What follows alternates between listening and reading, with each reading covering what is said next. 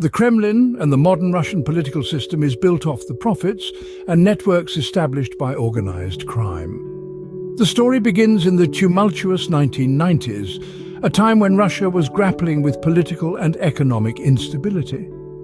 This chaos provided fertile ground for the rise of organized crime. Gangsters seized the opportunity, thriving amidst the disarray. The state, lacking the capacity to combat this burgeoning underworld, was at a disadvantage. Yet it managed to survive, and organized crime began to evolve. As the decade drew to a close, the once rampant gang wars started to wane. A new social contract was being forged under the leadership of Vladimir Putin. In this new order, the state emerged as the biggest gang in town, and the lines between the underworld and the state security apparatus began to blur.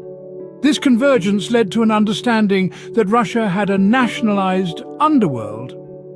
Criminals were expected to fall in line with the state's demands, forming an unusual alliance.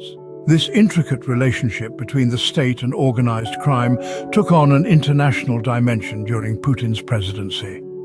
Russia began using organized crime as an instrument of statecraft abroad, a tactic that marked a new phase of national mobilization.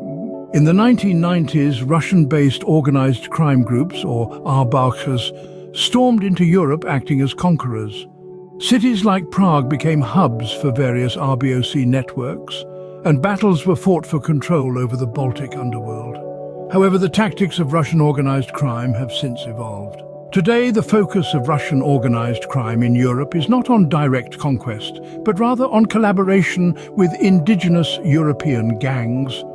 This shift in strategy, coupled with the evident connection between these criminal networks and the Kremlin's state security apparatus, presents a significant challenge to European countries and the EU. European policing, unfortunately, has been outdated in understanding these gangs and their Russian connections. This gap in knowledge and enforcement has been exploited by these criminal networks, allowing them to operate with a degree of impunity.